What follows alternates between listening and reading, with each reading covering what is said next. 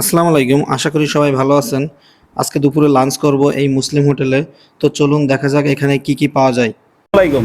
ওয়ালাইকুম আসসালাম। ভাই আপনাদের এখানে কি কি পাওয়া যায়? আমাদের এখানে চুই ডালের গরুর গোস্ত কালো ভুনা পাওয়া যায়।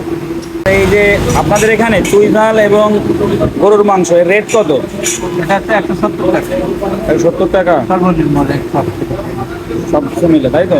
কত পিস মাংস পাওয়া যাবে? এক প্লেটে 5 পিস। 5 পিস পাওয়া যাবে।